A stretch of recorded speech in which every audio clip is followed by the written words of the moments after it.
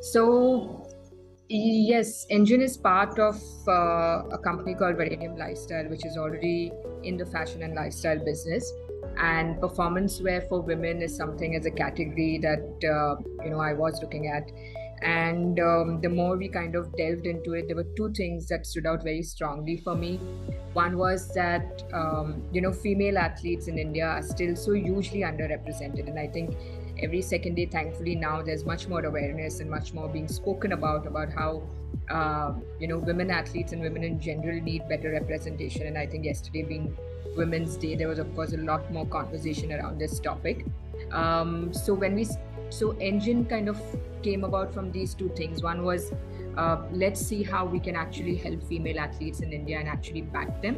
And then second, of course, from a business perspective, we were looking at the category of performance wear for women, which is not only good quality but also an affordable price. And I think that to us was critical, because we saw that while there are some fabulous brands in the market, the affordability was a huge question. And I think post-COVID, people are more aware, and women also are more aware about their health. And I think this is the market, therefore, that we wanted to tap into.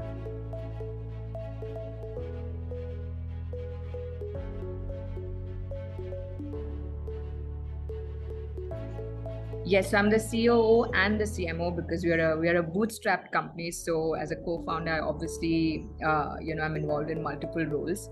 As a COO, I think the primary challenge from a product perspective is to get the right quality of product at the price point that we are looking at. So, there's a whole manufacturing, there's a whole sourcing, operational challenge that it comes with.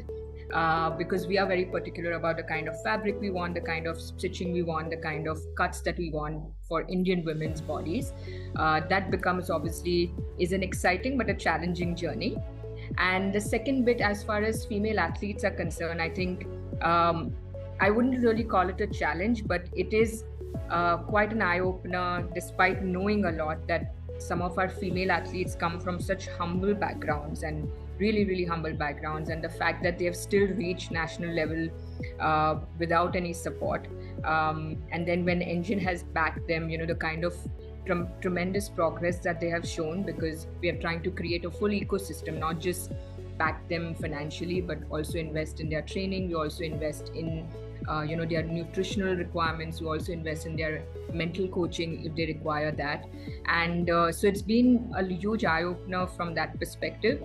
So overall, I think just tying in the whole story of ENGN and taking it out to people, that has been the challenging yet exciting part so far.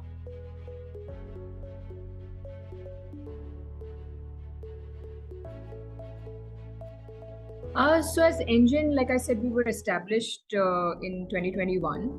And I think within this little over a year period now, the kind of progress that our athletes have shown. So we started with 2 athletes, we have 7 athletes today, and the range of sports that we are backing. So we are very clear that we also don't want to just kind of back athletes from popular sports, because there are so many other sports that lack the visibility that they deserve.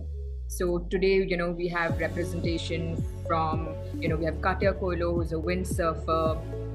We have Anoli Shah, who's a speed skater. And then, of course, there's Mana Patel, who's an Olympian swimmer. There is Shivani Soam, there's Nitish Anand. They're all athletes, hurdle athletes, long track athletes. And I think personally, just seeing their progress in terms of the training that they are getting now, and that the support that they are getting. And I think the biggest impact that I see as ENGN that we've made so far in their lives is that there is a sense of stability, because like I said, a lot of these girls come from financially very, very humble backgrounds, and they would have probably not been able to pursue their sport if they hadn't received the backing that we are able to give them right now, and they would have probably quit their sporting career. So I think for me, that's a huge win for us so far. Now, of course, a lot of them are training for Asian Games, so hopefully, we'll see some good results as well. But more than that, like I said, just providing them the backing and to say that, you can pursue a sports career, and then therefore hopefully encouraging many more young girls to say that, you can take up sports as a career. So that's one big impact that I think ENGN has made so far. What more can be done?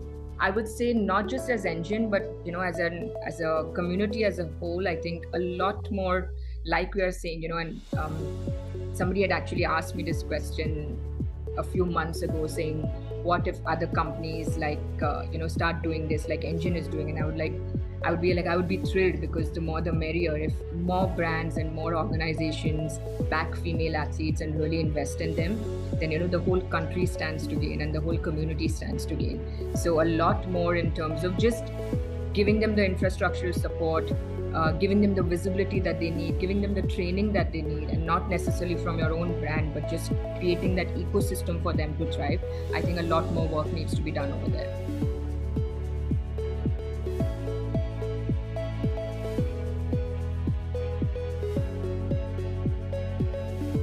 So some of the biggest hurdles I think female athletes face in India, and this is a lot, I'm taking a lot from the conversations that we've had with our athletes and partly from what we read about as well.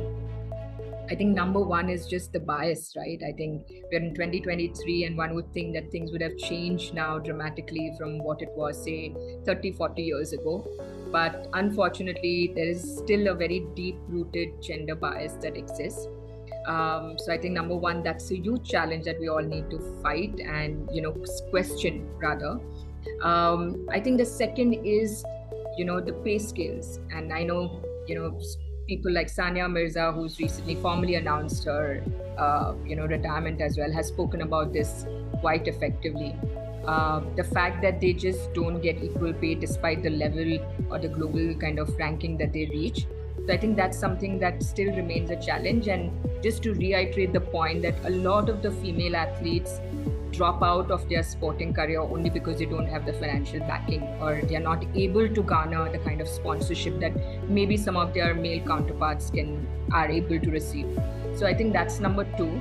And number three, I think, is a more cultural thing, which is just for families of these sporting athletes or female athletes to just understand that sports is a good career for their daughters or their sisters, and that they need to encourage that more. And I do see a good change happening, but I still believe there's a lot more work to be done over there.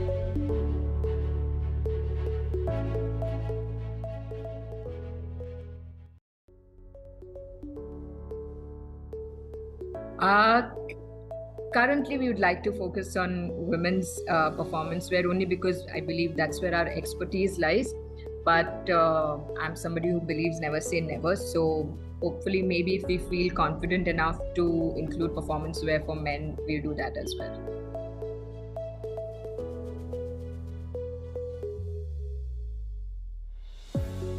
I think short-term goals would be, if I would say 12 months from now, we are quite focused on taking up our athlete roster to about 12 more, a total of 12 athletes. So that's something that our head of sports is quite actively working on. Because like I said, one big part of what ENGN stands for and ENGN's philosophy is in backing female athletes. So that's a number that we want to rapidly increase.